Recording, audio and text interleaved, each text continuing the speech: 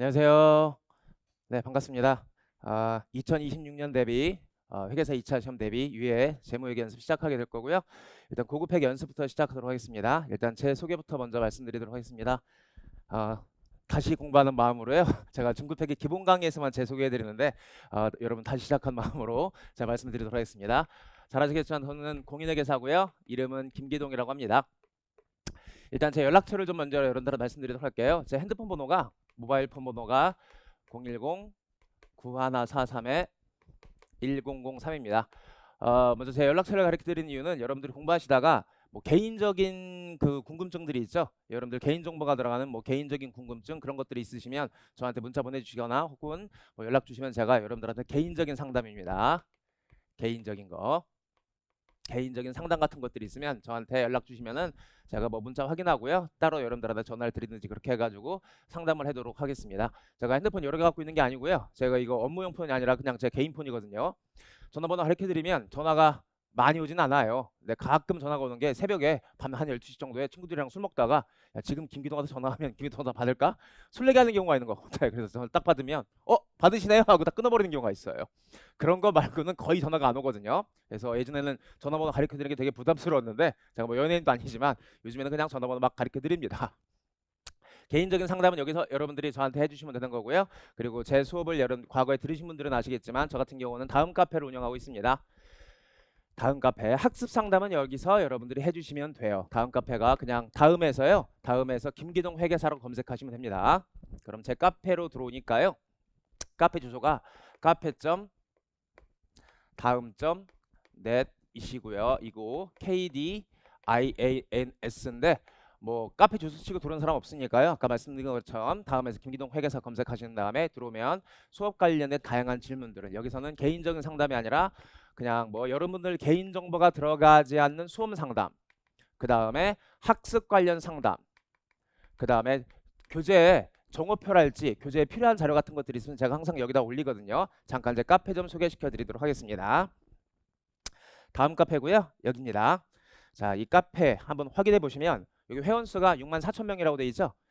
제가 작년에 재무회계 유예 연습 강의 시작할 때 카페 회원수 보니까 작년에 57,000명이었거든요. 1년 동안 한 7,000명 정도가 증가했는데요. 요것 좀 보여드릴게요. 여기 보시면 목록에 뭐 자주 물어보는 질문, 회계원리 학습 질문, 중급회계 기본서 질문 이렇게 해가지고 기본서 질문 탭도 있고요. 객관식 질문 탭도 있고요. 여러분 이제 2차 책들 중급회계 연습 학습 질문, 고급회계 연습 학습 질문 그리고 여기 1차 기출문제, 2차 기출문제 그래서 뭐 기본서 질문이랄지 연습서 질문이랄지 그 다음에 기출문제 같은 질문들 그리고 재무회계 관련 수험 상담도 있고요. 수험 자료실 제가 수업하면서 여러 가지 자료 올리는 경우가 있거든요. 수험 자료실이 있고요. 그다음에 교재 정오표 있으면 여기 제가 다 올라가는 거니까 나무경영 아카데미 홈페이지에 들어오셔가지고 뭐 학습 상담 누르시면 다 이쪽으로 자동으로 다 연결이 되거든요. 여기에서 제가 모든 상담을 하고 있습니다. 잘 아시겠지만 우리 3주 전에 회계사 2차 시험이 있었었죠. 2차 시험 끝나자마자 제가 2차 중급 회계 연습 가다반, 고급 회계 연습 가다반 이렇게 올려가지고 여기 공지사항에 글 올려놓은 게 있으니까 여러분들이 다 한 번씩은 확인해 보셨을 겁니다. 그리고 고급 회계 쪽에서 많이 좀 이슈가 됐던 부분들이 있었죠. 학생들이 이제 요즘에 어떤 게 정답이냐 그런 것 때문에 많이 고민하는 것들 제 카페 사람들이 많이 글을 올려가지고요. 저도 아무래도 강의를 하는 사람이다 보니까 제 수업을 들은 사람들한테 어떤 책임감도 제가 느끼고 있고요. 그 다음에 제 수업 들어가지고 답안 작성한 게 그게 정답이 맞다라는 걸 좀 보여드리기 위해서 구조조정 이슈랄지 그 다음에 해외사업장 지문법이랄지 글 올리는 거 있으니까 여러분들 한 번씩은 다 읽으셨을 겁니다. 시험 지난 지가 3주 됐는데요. 제가 가담을 올리고 나서 조회수가 몇 번이에요? 17,000번. 16,000번. 그만큼 여러분들이 많이 이번에 회계사 2차 시험이 어려워가지고 많이 검색을 많이 해보신 것 같아요. 회계사 2차 시험 관련해가지고 제가 좀 이따 다시 한번 말씀드리도록 하고요. 카페 소개 좀 해드리도록 하겠습니다. 회원수가 64,000명이고요. 내 정보를 보시면 내 활동 알림. 여기 보시면 제가 쓴 댓글 개수가 몇 개예요 이게? 10만 개거든요. 만 개 아니죠? 10만 개입니다. 잘 안 보이시죠? 10만 4,045개네. 무지하게 많이 쓰지 않나요? 카페 개설일이 언제예요? 제가 이 카페 개설일 뭐 그건 중요한 건 아니고요. 10만 4천 개인데 제가 이거 왜 보여드리는 거냐면 여러분들이 공부하시다가 궁금한 사항들이 있으시면은 제가 한 이걸 10여 년 넘게 관리를 해왔던 카페이기 때문에 여러분들이 공부하다 궁금한 사항들은 여러분들보다 먼저 공부한 사람들이 궁금했던 사항들과 거의 비슷해요. 그러다 보니까 여러분들이 공부하다 궁금한 사항 생기시면 핵심 단어 같은 걸로 검색해 보시면 정말 다양한 질문들을 확인하고 제가 쓴 다양한 댓글들을 확인하실 수가 있거든요. 그래서 아주 거대한 데이터베이스예요. 그래서 제가 가장 자랑하는 컨텐츠 중에 하나입니다. 공부하시다가 연습서 같은 경우는 마찬가지고 혹은 기본서 같은 것도 마찬가지고 각종 문제를 풀고 또 회계 관련 궁금증이 있으시면 들어가서 한번 검색해 보시면 아주 다양한 질문들이 있기 때문에 학습 관련 질문이 있으시면 한번 검색하셔가지고 비슷한 질문인지 확인하시고요. 비슷한 질문으로도 확인 안 되는 것들은 저한테 또 글을 올려주시면 제가 언제든 들어가가지고 카페에 댓글을 남기니까 그렇게 한번 카페를 활용하시면 됩니다. 그래서 궁금한 사항들 학습 관련 질문들은 여기다 올려주시면 되는 거고요. 그럼 다시 책으로 돌아가 가지고요. 제가 교재를 저 같은 경우 항상 연습서 교재를 회계사 2차 시험 끝나자마자 한 일주일 정도 있다가 바로 책을 출간하거든요. 공교롭게도 회계사 2차 시험 끝나는 시점이 학원에서 그 심화반 개강하는 시점과 일치하거든요. 심화반도 연습서 가지고 제가 강의를 진행하다 보니까 2차 시험 끝나고 나면 바로 가다만 만들어 가지고 책에 업데이트 해 가지고 바로 책을 출간을 하거든요. 일단 교재 관련해 가지고는요. 여러분들이 작년도에 공부하셨던 연습서 교재랑은 조금은 달라요. 뭐 많이 다르진 않은데요.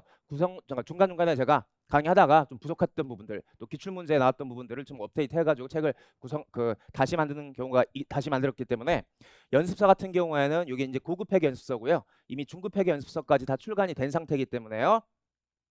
요거 이용해 주시면 됩니다. 작년 연습서 사용하기 좀 불편합니다. 그래서 강의랑 교재를 좀 일치시켜서 여러분들이 수업을 들으시는 게 교재와 강의 일치시켜서 수업 듣는 게 가장 좋고요. 실강 들으시면 같은 경우에는 제가 이제 연습서도 다 드리고 워크북도 다 드리고 그 다음에 더불어서 기본서까지 제가 다 드리기 때문에 여러분들이 그거 이용해 가지고 그냥 따라오시면 됩니다. 굳이 여러분들이 고급회계 기본서는 필요 없으실 것 같은데 제가 고급회계 기본서까지 여러분들한테 실강 듣는 분들한테 나눠드리는 이유가 고급회계 기본서에는 그 뭐 참고를 할 지혜라고 해가지고 어떤 제도가 있으면 어떤 규정이 있으면 그 규정이 만들어진 배경 같은 것들을 자세하게 제가 설명해 놓은 것들이 있거든요.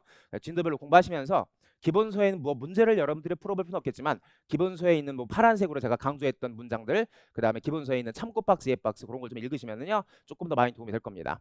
아무래도 고급회계 연습서 강의 진행하면서는 어떤 규정에 대한 어떤 근거랄지 그 규정이 만들어진 이유랄지 그런 것들을 제가 자세하게 말씀드리지 못하거든요.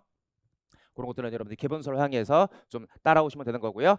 그 다음에 워크북이 있는데요. 워크북은 작년 거 이용하셔도 돼요. 어차피 여러분들이야 뭐 실강 들으시니까 워크북도 다 받으셨겠지만 온라인 강의 들으신 분들 같은 경우에는 워크북은 내용 자체가 많이 바뀌진 않았거든요. 내용 자체가.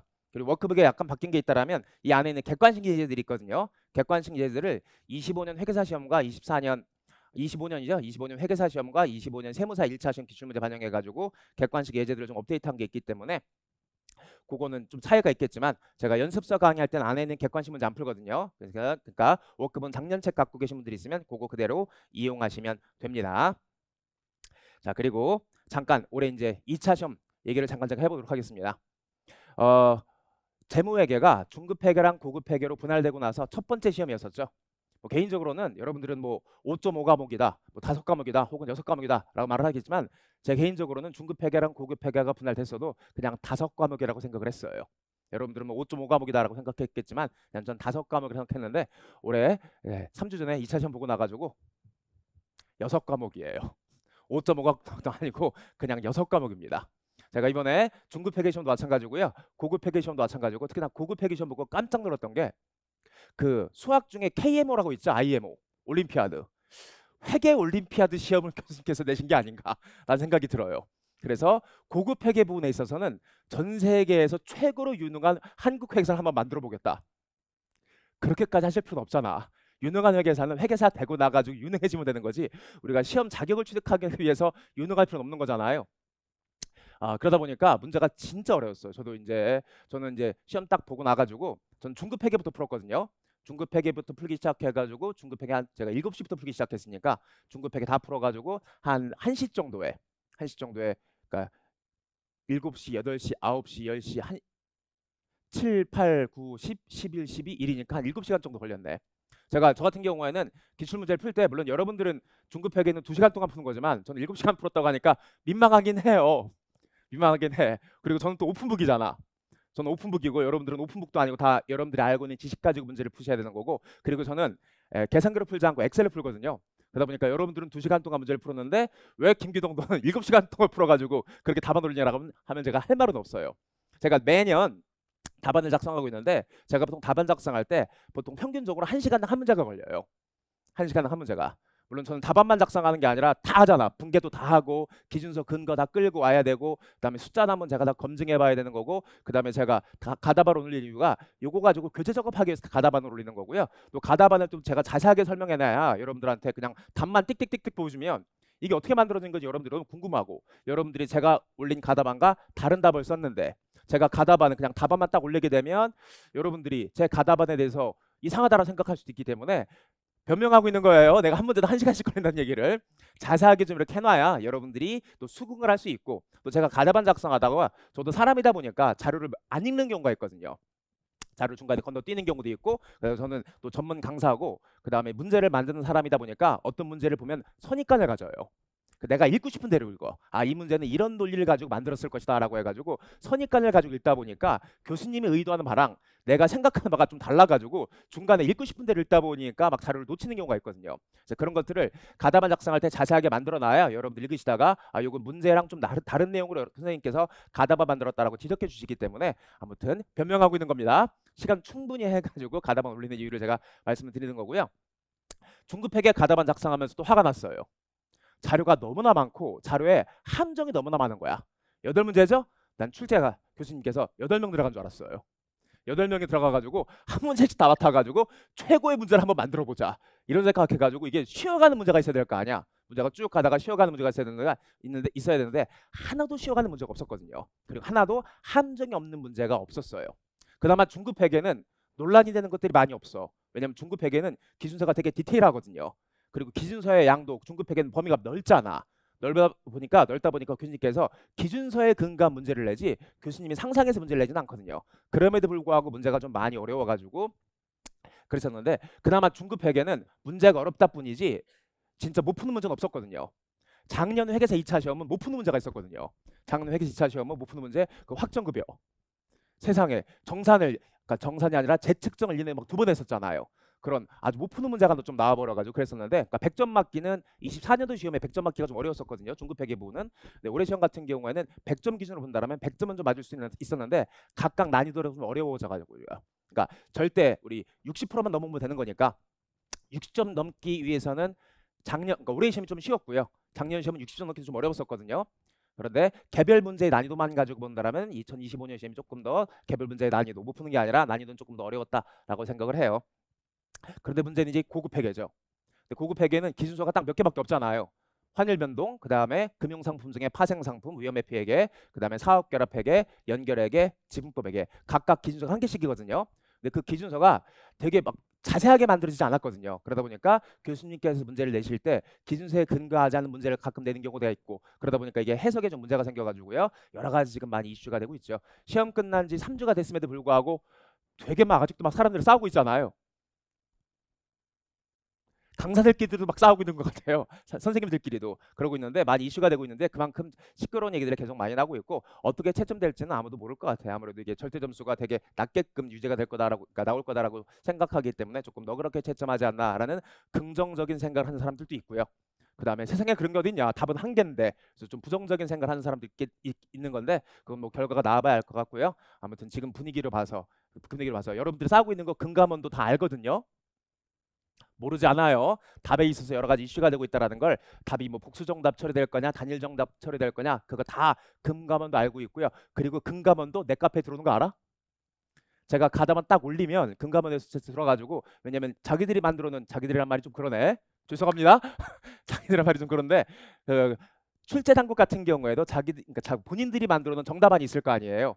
근데 이제 실제 이거를 문제를 풀었던 사람들을 그러니까 사전 정보 없이 문제를 풀었던 사람들이 만들어 놓은 답안과 비교해가지고 어떤 식으로 오답이 많이 나오고 있는지를 파악해야 되기 때문에 금감원도 제 카페에 들어가지고 제 가답안 확인을 하고 이슈가 되는 거 다 알고 있습니다. 그래서 여러분들이 싸우고 있는 거 내가 어떤 정답을 했는지 이게 복수 정답이 될지 말지를 다 금융감독원도 알고 있기 때문에 아주 큰 걱정은 하지 마시고 이것만이 무조건 정답이다라는 생각을 하지 마시고 좀 너그러운 마음으로 상대방을 다 보듬으면서 나랑 다른 답을 쓴 사람들 좀 보듬으면서 여러분들이 좀 이렇게 지내셨으면 좋겠습니다.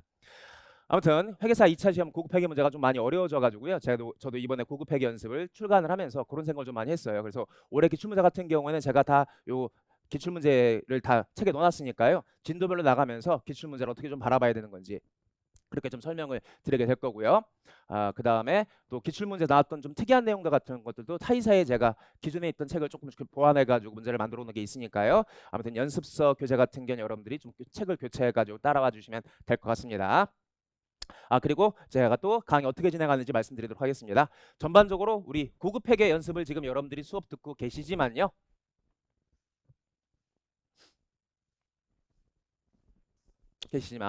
제가 연습서 강의를 2차 유예반 강의를 어떻게 진행할 건지 제가 학원에서 강의하고 있는 여러 과목들을 좀 설명을 드리면서 여러분들한테 연습서 어떻게 강의 진행할 건지 말씀드리도록 하겠습니다. 제가 학원에서 먼저 기본 강의를 하고 있고요. 그 다음에 문풀 강의를 하고 있습니다. 기본 강의는 강의 3개 진행해요. 회계원리 기본 강의 진행하고 있고요. 그 다음에 중급 회계 기본 강의 진행하고 있고요. 그 다음에 고급 회계 기본 강의 진행하고 있습니다. 잘 아시겠지만 기본 강의는 문제풀이 강의가 아니라 내용 설명을 위한 강의죠. 그래서 가끔 이런 거 질문하는 사람들 가끔 있어요. 카페에. 중급 회계 수업을 다 들었어. 중급 회계 기본 강의 수업을 다 들었는데 왜 기출문제가 안 풀리냐. 1차선 기출문제, 2차선 기출문제가 왜 안 풀리냐. 그럼 제가 답을 뭐라고 답글 쓰냐면 원래 안 풀리는 거라고. 왜냐면 이게 내용을 아는 거랑 문제를 푸는 건 좀 다른 거잖아요. 우리 강사들 같은 경우에도 지식이 많은 사람과 강의를 잘하는 사람이 좀 다를 수 있거든요. 여러분 학교에서 교수님 같은 경우에는 되게 지식이 많으신 분들이잖아. 근데 교수님들 중에서도 강의 잘하는 교수님들이 계시고 강의 잘 못하는 교수님들이 있는 것처럼 이게 이 육각형을 꽉 채우기가 되게 어려워요. 꽉 채우기가. 그러다 보니까 이 기본 강의 같은 경우에는 이 내용 설명을 위해서 여러분들의 내용을 이해시켜 드리기 위해서 하는 강의지 이게 문제풀이 전용 강의는 아니거든요. 그래서 기본 강의 들으시고 여러분들이 바로 이어가지고 바로 문풀 강의를 들으시죠. 문풀 강의가 이제 객관식으로 하는 강의가 있고요. 객관식 교재로 하는 강의 1차 전용 강의고요. 그 다음에 주관식 교재 연습서죠. 주관식 교재로 하는 강의가 있습니다. 주관식 교재하는 강의가 제가 지금 3가지가 있거든요. 객관식 교재로 하는 강의는 1차 객관식 보통 매년 한 9월달 정도 개강하는 강의가 객관식 교재 강의고요. 그 다음에 주관식 교재 강의가 자 7월달에 수행하는 심화반 강의가 있어요. 제가 매년 6월 말에 회계사 2차 시험 끝나고 나면 연습서를 매해 개정을 해가지고요. 그 연습서 가지고 처음 하는 강의가 제가 이 심화반 강의예요. 여러분들 잘 아시겠지만 보통 1.5차라고 얘기를 하죠. 그러니까 중급 회계, 고급 회계 기본 강의 들으시고 객관식으로 바로 넘어가기 전에 한 2달 정도 텀이 비잖아요. 그때 빌 때 주관식 문제를 풀어보고 나중에 객관식 문제를 풀어보는 게 훨씬 더 좋기 때문에 아주 깊게 들어가진 않고 가볍게 2차 연습서 가가지고 주관식 문제 풀이하는 걸 한번 연습해보는 강의가 심화반 강의죠. 그리고 매년 원래 9월 달에 제가 했었거든요. 9월 달에 2차 유예반 강의를 했었거든요. 매년 9월 달에 2차 유예반 강의 9월 달 8월 말 정도 혹은 9월 초 정도에 회계사 2차 시험 결과가 나오잖아요. 결과가 나오면 내가 이제 뭐 이건 합격을 했다 혹은 합격을 하지 못하고 유예로 넘어갔다라는 게 한 8월 말 정도 다 결정이 되기 때문에 매년 6월 달에 제가 유예반 강의 중급 회계랑 고급 회계 연습서 강의를 진행했었는데 올해 같은 경우는 제가 좀 빨리 강의를 개설한 이유가 뭐냐면 아까 말씀드렸잖아요. 5과목이 아니라 6과목이 갔다고. 그래서 아무튼 지금 여러분들이 마음이 되게 싱숭생숭한 때잖아요. 되게 공부가 손에 안 잡힐 거예요. 잠깐 제 얘기를 해드리면 저도 이제 2차를 유예생으로 붙었거든요. 우리 때는 제가 항상 말씀드리는 거 우리 때는 지금처럼 부분 합격 제도가 아니었거든. 되게 공정했어요. 그래서 5과목 다 붙어야 합격하는 거고 그 5과목 하나라도 떨어지면 다 불합격하는 거였으니까 저희 때는 3차생이 아니면 동차생들은 2차 공부를 아예 안 했어요. 그러니까 2월 말에 시험 딱 보고 나가지고 바로 학교 복학했어요. 복학해서 한 학기 다니고 학교 다닐 때쯤 되면 이제 1학기 끝날 때쯤 되면 6월 말에 시험은 보러 갔어요. 공부 한 개도 하지 않고. 저도 아직도 기억나는 게 2월 말에 시험 보고 나서 합격자 발표 난 다음에 그리고 또 하나 말씀드릴게 우리 때는 이 문제지를 안 줬거든요. 그래서 내가 시험 보고 와가지고 내가 합격했는지 불합격했는지 그리고 또 절대평가가 아니라 상대평가였기 때문에 정말 깜깜이었어. 1차 시험 합격자 발표 날 때까지. 검증 안 됐었기 때문에. 그래서 보통 동차생들 같은 경우에는 바로 그냥 1차를 처음 본 사람들 같은 경우에는 자기가 합격한다는 생각 못 하거든요.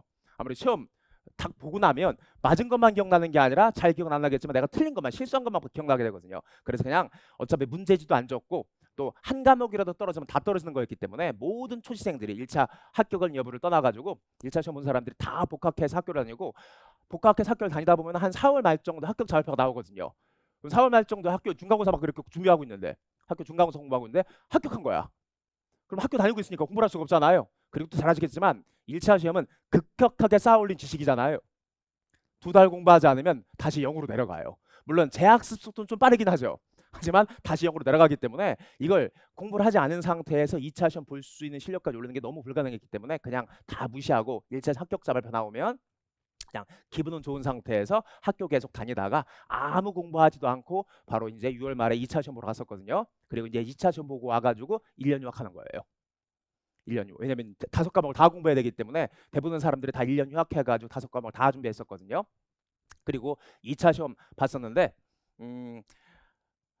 지금은 이제 여러분들이 그런 상태가 아니라 지금 부분합격 제도이기도 하고 그리고 또 지금은 다 문제지를 막 나눠주잖아요. 그러다 보니까 바로 여러분들이 공부를 시작할 수 있는 그런 상황이 되기도 하고요. 그럼에도 불구하고 저는 보통 9월 달에 했었는데 내가 그 얘기하려다 말았었구나. 근데 2차 시험 보고 와가지고 당연히 공부를 안 했으니까 떨어지는 거 너무나 당연하잖아요. 너무 당연했기 때문에 저는 6월 말에 시험 보고 딱 와가지고 7월 8월 달에 근데 또 웃긴 게 뭐냐면 공부 하나도 하지 않았음에도 불구하고 혹시 붙으면 어떡하지? 이런 생각을 밖에 공부 하나도 안 했음에도 불구하고 왜냐면 시험장에서는 당연히 아무것도 모르는 거였는데 시험 보고 왔으면 우리 객관식 시험 보고 와서도 야 혹시 다 찍은 게 맞으면 어떡하지? 이런 생각한 것처럼 주관식 시험에도 불구하고 그래도 뭔가 쓰긴 썼을 거 아니에요. 야 이게 맞으면 어떡하지? 라고 해서 이게 웃긴 게 분명히 떨어질 게 분명한데 불구하고 그 2달이라는 시간 동안 그래도 붙으면 어떡하지? 떨어지면 어떡하지? 되게 싱숭생숭해 손이 안 잡히더라고 공부가. 그래서 그때 다시 뭐 들었냐면 7월달 8월달에 중급회계 기본 강의를 다시 들었어요. 중급회계 기본 강의 다시 들으면서 1차 공부할 땐 그냥 중급회계를 다 그냥 외워서 풀었기 때문에 다시 한번 중급회계를 들어보니까 이게 이제 외워서 하는 공부가 아니라 이제 이해하는 공부가 좀 되게 되더라고요.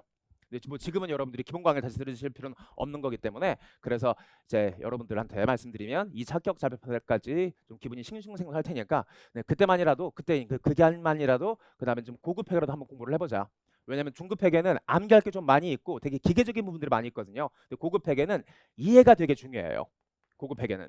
그러니까 굳이 말씀드린다면 고급회계가 뭐 비교할 수는 없겠지만 재무관리 스타일, 원가회계 스타일, 뭔가 좀 상상력이 필요한 출제자가 어떤 의도를 하고 문제를 냈을까라는 좀 상상력이 필요한 그런 주제이기 때문에 고급회계는 한번 공부하시면 조금 덜 까먹어요. 중급회계는 좀 많이 까먹거든요. 재무관리도 그렇고 원가회계도 그렇고 공부하기는 어렵지만 되게 그 기억이 소실되는 게 느리잖아요. 이해하고 수식까지 오래 공부를 했기 때문에 고급회계도 그런 측면이 있어가지고요. 좀 여유 있는 시간 동안 여러분들이 찬찬히 공부를 하시고 고급회계를 좀 꼼꼼하게 보시는 게 좋을 것 같아가지고 고급회계 연습만 제가 7월 중순이긴 하지만 먼저 시작을 했고요. 중급회계 연습은 합격자 발표 나면 제가 중급회계 연습을 다시 시작하게 될 겁니다. 이렇게 해서 9월 달에 2차 유예반 강의를 하고요. 그리고 이제 1차 시험 보고 나가지고 3월 달에 그 다음 년도 3월 달이죠. 동차반 강의를 해요. 그래서 제가 연습서 가지고 강의하는 게 바로 이 세 개의 강의입니다.